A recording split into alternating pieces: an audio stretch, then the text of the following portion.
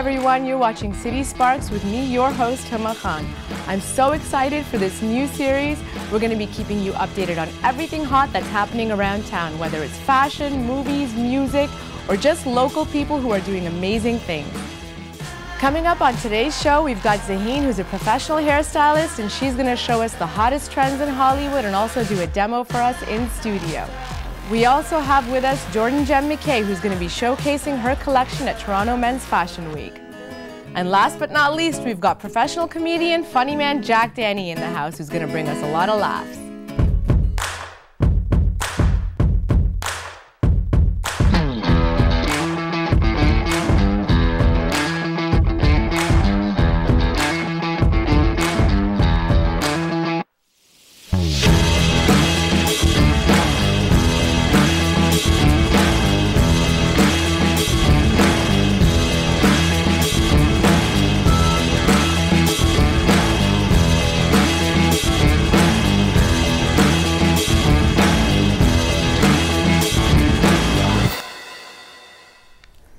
And welcome back, everyone. Now in the studio, I've got with me Mr. Jack Dani, who's a professional stand-up comedian and just a barrel of laughs. So welcome, Jack, to the studio. Thank you very much. Thank you. Thank you. My God, you have a long list of credits here. So, you know, you've hosted the Bad Boys of Comedy show and partook in a CBC documentary. Yes. Lots of things that you've done. But let's start from the beginning. when did you first realize you had this funny bone? Well, playing in a band. Right. First, before stand-up comedy, was playing music. I played drums in a band for many, many years, and I was always the funny guy.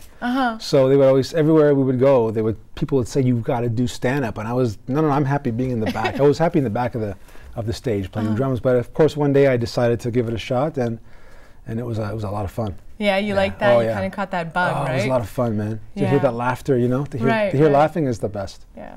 But as a kid, were your parents those type of parents? Like, come on, Jack, get up, do something for the family. Yeah, I was more or less. Yeah, I was just the clown. The clown, even in the family. Yeah. Just it was always there. Right. You know. Right. But never thought about stand up.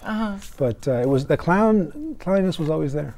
Yeah. Now, you've done a lot of things. I caught up on your YouTube channel. You've got so many things going on there. And I did fail to mention you're also a musician, and not even just one instrument. You do the piano, you do the guitar, you play the drums. Like, is there something you don't do, sir? No, when I'm not doing stand-up, I'm also singing downtown in Toronto. Oh, really? Yeah, doing a lot of singing, a lot of regular music, you know, songs I've written. Right. So if I'm not doing stand-up, I'm also a performer of all my original music. Lovely, lovely. And you've got a couple of CDs out as well on iTunes. Yeah, a couple of CDs, and 2 CDs, and one coming out of instrumental piano music, which is kind of off of comedy, but it is that's a little bit of a different genre. Yeah. There's so many sides of you. Yeah, there is. Yeah, nice, nice. Just like to explore and like to experiment with everything creative, you know. Well, let's start off with where I got to know you. Okay. Actually, I was at a fundraiser for a little boy with cerebral palsy, and Jack donated his time. I did. And you were one of the performers, you know, doing the stand-up comedy.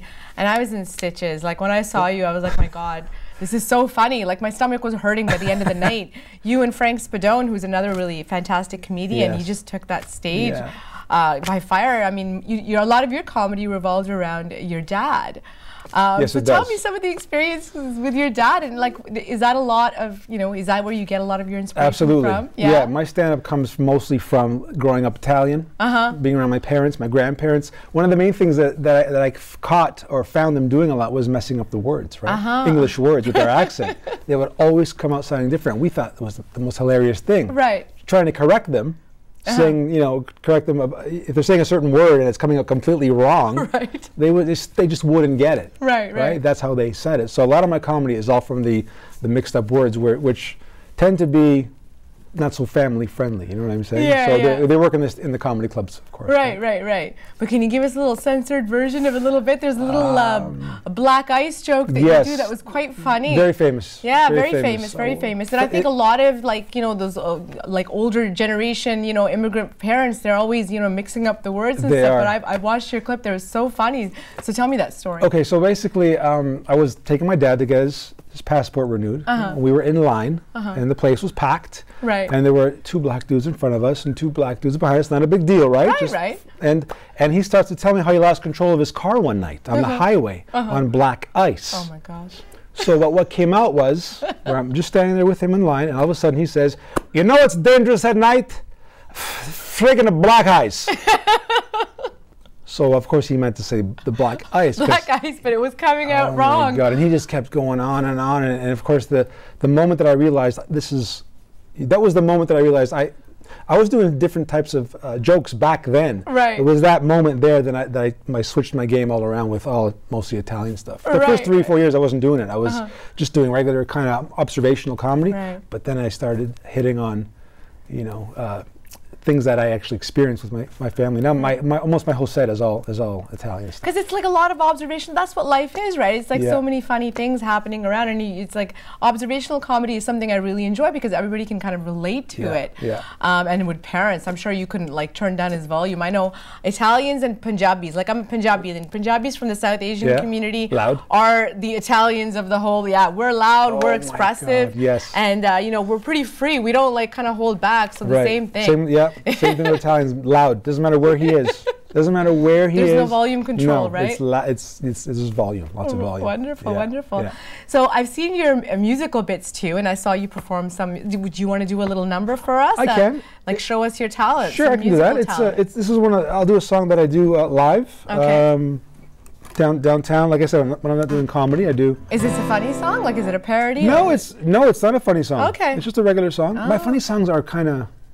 Huh? You know, they're not really for. Well, then you're serenading me, so that's. Yes, I am actually. I feel so special. The song is called "Feels So Right." Ah. Feels so right, but it's not a comedy song. Okay, that's okay. Yesterday you called my name. Now I'll never be the same. One look at you, I can see you were made for loving me. One night of love is all I need to show you forever yours I'll be. And the look in your eyes and the sweat on your skin all over mine. It feels so right. It feels so right. It feels so good.